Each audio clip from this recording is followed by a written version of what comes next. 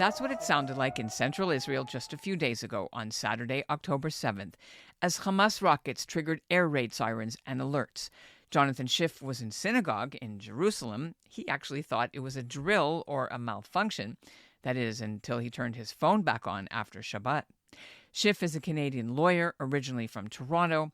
He moved to Israel 34 years ago in 1989. He served in the army, he got married, he raised a family.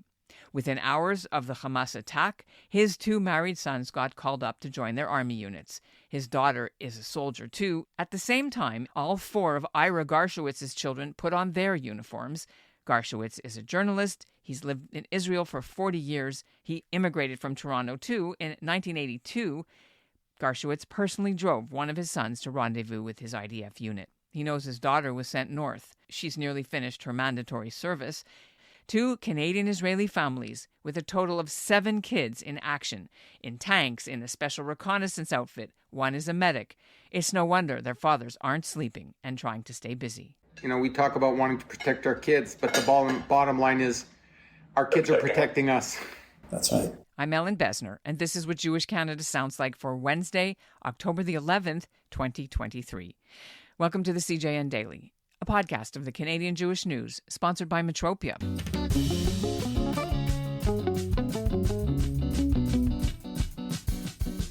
The 2 Canadian-Israeli fathers, Jonathan Shiff and Ira Garshowitz, were going about their Simchat Torah holiday weekend routines when the attack happened. Garshowitz lives near Jerusalem, but he was visiting Tel Aviv at the time to plan a wedding for one of his sons that's scheduled for 3 weeks from now. Each of the fathers has 4 kids. 4 of the boys are married already. But now, after the colossal failure of Israeli intelligence allowed the unprecedented incursion of Hamas terrorists into the country, and Israel declared war and is also keeping a lid on Hezbollah incursions across the northern border from Lebanon, Shiff and Garshowitz are among the hundreds of thousands of families nervously watching as their children joined the 500,000 IDF troops mobilized to respond to what Garshowitz feels is Israel's own Pearl Harbor or 9/11. Meanwhile, as civilians were told to stockpile scarce food and water, both men are volunteering to support their troops and the community. Jonathan Shiff and Ira Garshowitz join me now from Israel. Welcome to the CJN Daily. Hi. Nice to be with you both. It's an honor to speak to you. Thank you for making time for us today. First of all, we should tell our listeners that you both know each other. Did you know each other back home before you made Aliyah to Israel? I don't think so, no. I think we have a few years between us, and Yes. We also do have overlapping friends. Let's start with you, Jonathan. How long have you been living in Israel? When did you make Aliyah? I met Aliyah in the fall of 1989, so I guess that's now 34 years exactly. And Ira? I came in 1982. I was the director of the Young Judea Biluim Israel trip. Comes for 6 weeks, and when I took my campers back to the airport to return to Canada, I did not join them on the flight. Israel was at war. That was the first Lebanon war, and I wasn't ready to go back. And Did you make Aliyah then right away, and you joined the no, IDF? I just said I'm just not ready to go back. But I certainly remember the Yom Kippur War in 73, 50 years ago, because already you're in high school and you certainly understood what was going on. And I remember that there was a movement of people coming to Israel just to be here, to be part of what Israel was going through during a war, and to help any way they could. And when my opportunity came in the summer of 82 to come here as a tourist, and I just completed my university, I realized that was at a rare junction and an opportunity that allowed me to stay on. And then I, within a year, had made Aliyah officially. So it's 40 years ago. And here you are, and now your children are on the front lines. Before we ask a bit about that, I want to ask you just to describe what your situation, what your experience has been since the war broke out or the attack happened on Saturday. Well, actually, we were in shul on Saturday, and when the first siren went off, I was convinced it was a malfunction. I mean, nobody was expecting anything, apparently. And then that day, news started trickling in, and after Shabbat, we became aware of the horror of the situation. Saturday night already, one of my sons was called up, and second son was called up on Sunday morning. And our daughter, not to the front, but she's also been called into reserve. And, the country just sort of grinds to a halt, and everybody's focused on the one hand, trying to understand what's happening, and on the other hand, doing what they can. I mean, there's been more than 100% people showing up for reserve duty. That means even people who weren't called have been going. Sunday, in order to fill the time and not obsess about the news, we went, my wife and I, to give blood. There was only one place in Jerusalem where you could do it, and we stood in line for 10 hours. It was unbelievable. Magen David Adom was overwhelmed, but it's not their fault. And there were so many people who came, and it was really something. I mean, ultra-Orthodox in full Hasidic garb, through everything you can think of, to, secular kids with pins in their face in all sorts of places, and everybody standing in line for 10 hours and nobody fighting and nobody pushing and nobody complaining, and people coming by with water and popsicles all day long. There was just a feeling of people are in this together. And yesterday came to work for a few hours, and then we went shopping to buy things to send to units, took it to the local Scouts chapter across the street from our house, where the kids were busy packing and organizing. And our youngest son, who is about to go into the army and isn't yet, spent the evening at a hotel in Jerusalem helping people coming from the south to move in. So I would say, on top of the horror and the fear and the terrible feelings, there is a sense that everybody's just trying to do something to help. And Ira, how did the war, the attack, impact your family, and what have you been doing? Well, what I have in common with Jonathan here is that I too thought it was a malfunction, but there's a bit of a dramatic difference because Jonathan was in the Jerusalem area, so he didn't have his sirens till later. I was dafka this weekend in Tel Aviv with my wife and her family, and some guests from abroad, and my children, who were all in this area, except for my daughter, who's a soldier, and she did not get out. And the siren went off at 6:30 in the morning, and it was crazy. And I didn't even bother going to a safety room or a bomb shelter at first, because I was waiting for them to shut it off. Because you're thinking, what happened? Why are they doing this? What was the reason this time? What's the excuse? Was it the Temple Mount, or the visits? Was it during the holidays? And it didn't take long for everybody in the country to realize that Israel was under attack. Literally, thousands of rockets were fired. What we did not know was the heinous and terrible infiltration that was taking place. It was unfathomable. Nobody in their wildest dreams could have thought that could have happened here. We have 4 kids, and our youngest daughter is now, she's towards the end of her army service. She has a few months left. My boys, each one of them within 2 hours, like Jonathan's boys and pretty much the other 350,000 soldiers that have turned up in an emergency call-up. In 2014, during Operation Protective Edge, my 2 sons, my second and third son, were both very deeply involved with Gaza. And it was the most frightening and chilling thing I'd ever experienced. You're numb, you can't protect your kids, their phones are taken away. You know what's going on, and the worst part is that as a journalist, I knew things that most people didn't know before they were happening. And through friends I had who were in the army, they knew exactly where my kids were because there's screens that monitor where every unit is. But I don't want to go into that. And here we are 9 years later, and not 2 kids in the army, but 4 kids in the army. So you think, can you really double that stress and that anxiety? I have 3 boys that our third son got married in May. Our eldest got married a week before, and our second son is scheduled to be married in 2 weeks, 2.5 weeks.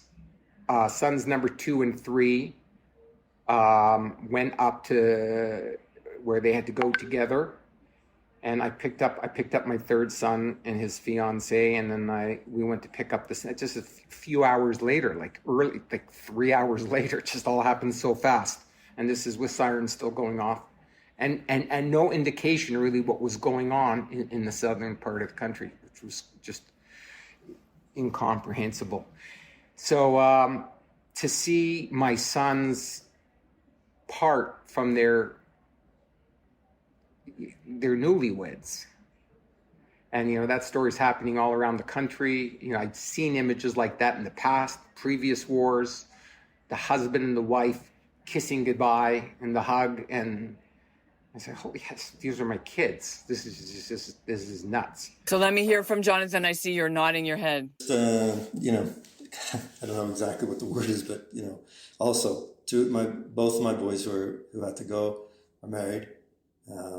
One set of in-laws are actually here from Toronto, and so they're staying with their daughter. And our other daughter-in-law lives near us. Our parents are lunch food, so we're also juggling that whole thing too. How did the morale seem when your kids were called up? What is the mood when this happened to them? Because you said they didn't know yet the extent of the atrocities that happened and the kidnappings, but can you describe what their mood was like? Look, I don't know exactly to say the mood. Obviously, it was very difficult for them. It was difficult for us. But what I would say, and I think is important to say, is there wasn't a second of hesitation. I mean, not going willingly doesn't even begin to describe it. I think there's just a sense of, this has to be done, and we're going, and we'll do what we have to do. And even, when one of my sons I've spoken to who's in a special unit, and I've asked him, so, what's going on? And all he says is, we're doing what we have to do. I think that kind of sums it up, at least from what I've seen. Nobody's happy, but nobody's saying, well, I don't want to go, or what do we have to do this for, or anything like that. People are just saying, this needs to be done, and I'm going. The turnout and the response, that people just dropped what they were doing, period. On top of that, Ellen, I want to tell you that I'm hearing stories now. People are showing up that hadn't done Miluim for years, and we're looking to get out of it. They're coming back, and without the training, they want to be with their friends. They realize that they want to defend the country. And I'm hearing about, with now airlines, other international airlines, except for El Al, of course. I heard of an El Al flight last night from Thailand that came in with people lying on the floors and in the bathrooms. That's where they sat. It was probably not. I think if there were fire regulations up in the air, that plane would have been grounded, because there were people demanding to come back and join their troops, and this is still going on as we speak. So it's wonderful to see, but the circumstances are still very, very concerning. And Jonathan, you mentioned you gave blood. I want to ask you guys what else your kids and family and friends are doing sort of on the civilian front to help internally displaced. Can you paint a picture of some of that activity that's going on? And what you did? You said you went to give blood, but what else? Jonathan, you go first. Okay, so look, there's a lot going around. We belong to a shul, and they're constantly sending out lists of things that are needed, and the scouts are sending out lists of things that are needed, and there's stuff online all the time. It's even if the army has supplies for everybody, and that's one of the issues at the moment, but to have 350,000 people coming within a day or two, obviously, things, they don't have everything, and people left home without stuff they need. So we bought basics like shampoo and t-shirts and things for people to sleep in, and toothbrushes and toothpaste and that sort of thing. And as I said, we took it to the local Scouts chapter, where kids were working all day and all night yesterday to pack it up and send it. I know that in Dizengoff Square in Tel Aviv, there's an enormous depot, and there are people volunteering their cars and their trucks and whatever to get things around the country to different units. There are also people working on initiatives to get more military type equipment, which there's a dispute about whether it's needed or not, but it sounds like it is needed, at least to a certain extent. Then there are other things. There are people who are missing. There's a constant flow of pictures coming around. Has anybody seen this person? Has anybody seen that person? 2 people in our shul have family members missing. One, a son, was at that party, and another one, a nephew, was at that party. People are trying to support other people. People are seeing what people need. As I said, my son was helping people from the south move into a hotel in Jerusalem. Organizations are also raising money to pay for hotel rooms and to do things like that. And even yesterday, there was a funeral for a lone soldier who was here from abroad and was killed. And there was a call to attend the funeral, and apparently it was just packed. So I haven't really slept. I had a notion it was just a matter of time. And we already have lost 3 friends. And a friend of mine, a personal friend of mine, his name was Gil Tessa, who was the security officer of Kibbutz Netiv Asara. He was a real Marlboro man, just a real dude, imposing, strong, gentle, and you'll be hearing about him. And then when I found out 5 minutes after I found out about that, my daughter, who's in the army now too, and just briefly, just to tell you what she was doing, and I don't want to give a security or political survey, but let's just say that the northern border is very vulnerable. So my daughter took a page out of Julie Andrews' Sound of Music, where her and her soldiers went up to evacuate children from the kibbutzim along the borders, singing to the kids and relocating them to kibbutzim in the central part of the country. That's quite a task for a 20-year-old kid to do. And then the next day we found out of that Leah's classmate, somebody she was in school with straight through in kindergarten, and somebody, a prominent member of our community. And these are things, to see your kids burying their friends is just beyond. The government has issued, the Home Front Command said that people need to get 3 days worth of supplies and emergency kits to make sure that they can last, right, in shelters or wherever for 3 days without electricity. Does that apply to you in the big cities too, and have you done that? I don't know where you were, Jonathan, when you saw that come in as a Ynet or a news flash that the Home Front recommends stocking up on food and water. Well, I was in Tel Aviv because I'm still here because we're here taking care of our daughters-in-law. Well, their husbands are gone, and both my wife and I are working from here.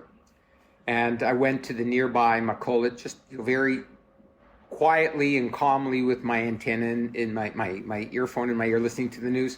And all of a sudden, there were dozens of people like me at the small little Makolit coming to stock up on water and cans of food.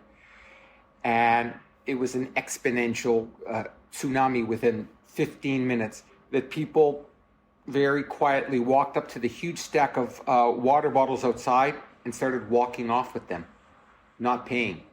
Very elegantly, I'm talking about in a nice neighborhood. My wife very cleverly said that they'll probably come back and pay the next day because they didn't want to stand in line. And we remember the scenes of panic, stocking up on toilet paper with COVID. So I personally witnessed that. I was one of the first people to get my water because I'm a real-time kind of guy when news breaks and I know about it. And I'm quite interested in hearing what Jonathan went through in his neighborhood, if it was anything similar. The truth is, we didn't stock up. Maybe we should. I also heard that it wasn't true and it wasn't real, and I don't know what the situation is. I haven't heard about people, though, going mad and going to stock up. Oh, the Army spokesman retracted 30 minutes later. Right, that's why. I heard it first from somebody in a store when I went to buy things to send to the soldiers. And then by the time I was home, I had heard that it had been retracted, so. You guys are in this situation. We'll end on going back to your 4 children and your 3 that are in, and friends and family and neighbors whose kids are in. How do you process? How do you cope? I mean, you're at work, you're working. How are you dealing with this? It's our kids, and it's our friends' kids, and it's our kids' friends. So it just covers everybody. Everybody's in this. At least in my circles, in my community, in my different communities of friendships. So how do you process it? It's very unpleasant that you can't protect your kids, and you know that anywhere they are in danger, pretty much. And you can't protect your kids even though they're grown-ups. I have to say, I don't think there isn't a time of day when I'm not thinking about it on some level. And it's, it's fear, it's sadness, it's all sorts of things rolled up in one. And I come to work so that I'm not just sitting home watching TV and obsessing. But if there's, an image I thought of this morning, I woke up at 3 a.m. and it was pouring rain, which is usually a very pleasant sound when you're in bed. And all I could think about was, I hope it's not raining where the boys are. That was well said. I want to thank both of you for giving us your frontline view of what's going on. And I really, really appreciate you making time today for being on the CJN Daily, both of you. Thanks. Stay safe, stay Waiting then, for better and we'll pray days. for Thank your you. kids. Thank you. We'll pray for your kids. And just you should know, and people should know, as Ira said, we're flooded with people, family and friends showing interest. And, on the one hand, you could say substantially it doesn't do anything, but it does. It's important. I'm getting calls from all over the world from people I haven't been in touch with for 20 years, because this kind of story is now the top story in the world.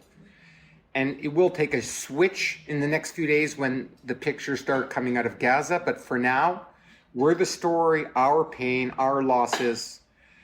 And it's, the words of encouragement. It's comforting. It's nice. It's certainly not helping the people who have lost family and friends and were devastated. But it's nice to know that we are not standing alone. Yep. And that's what Jewish Canada sounds like for this episode of the CJN Daily, sponsored by Metropia. Integrity, community, quality, and customer care. Ira Garshowitz says his son's medical unit needs ceramic vests and lots of other gear, which is in short supply, as 350,000 reservists have been called up at once, one of the largest, if not the largest, mobilization in Israeli history. While it's illegal to donate arms to Israel from Canada, I have put some links in our show notes for general ways you can donate, including through the Canadian Jewish Federation's National Emergency Fund and Mizrahi Canada's too. Thanks for listening to the CJN Daily.